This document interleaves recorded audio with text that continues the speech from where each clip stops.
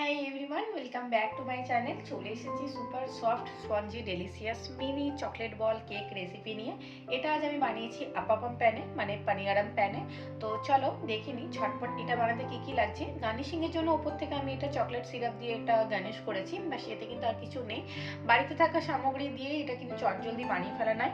এটা কিন্তু বানাতে মাত্র 5 মিনিট লাগে, আর এটা বেক হতে 10 মিনিট, মানে 15 থেকে 20 মিনিটের মধ্যে কেকটা রেডি হয়ে যায়। Super soft spongy chocolate ball cake.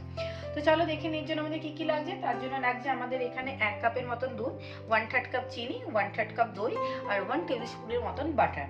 এবারে সমস্তটা ভালো করে মিশিয়ে নেব একটা লং স্প্রে ব্যাটার আসা অবধি, এবং যতক্ষণ না চিনিটা স্মুথ ভাবে গলে যায় ততক্ষণ একটু ভালো করে এটাকে আমরা ফেটিয়ে নেব। এরপরে এর মধ্যে দিয়ে দিচ্ছি 1/3 কাপ কোকো পাউডার আর 1 কাপ ময়দা। সেটাকেও ভালো করে মিশিয়ে নেব যাতে কোনো বড় দানা না থাকে। সুন্দরভাবে মিশিয়ে নেব, ওয়ান সাইড দিয়ে মিশিয়ে নেব। তারপরে এর মধ্যে অ্যাড করে দেবো 1/4 টিস্পুন বেকিং সোডা আর 1/2 টিস্পুনের মতন বেকিং পাউডার। সেটাকেও খুব ভালো করে মিশিয়ে নিয়ে ব্যাস আমাদের একদম ব্যাটার রেডি হয়ে যাবে। তো দেখতেই পেলে ব্যাস, তো 5-10 মিনিটে ব্যাটারটা রেডি করা যায়।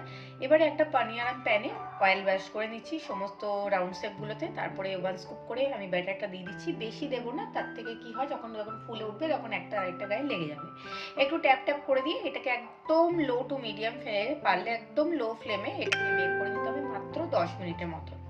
তো 10 মিনিট হয়ে গেছে, দেখো সুন্দরভাবে বেক হয়েছে। ওপরটা হাত দিয়ে দেখে নিলেই বোঝা যায় যে ওপরটা কাঁচা নেই। জাস্ট একটু উল্টে পাল্টে এটাকে ঢাকা দিয়ে আরো 5 মিনিট রেখে দিলে এটা সুন্দরভাবে রেডি।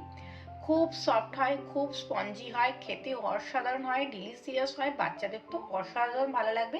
টিফিনের লাঞ্চ বক্সে যে কোনো এটাতে তোমরা প্যাক করে দিতে পারো। তো চলো দেখা হচ্ছে নেক্সট পরবর্তী ভিডিওতে। এরকম সুন্দর কেকের রেসিপি দেখতে থাকার জন্য আমার চ্যানেলটা সাবস্ক্রাইব করে নিও। জি টাটা।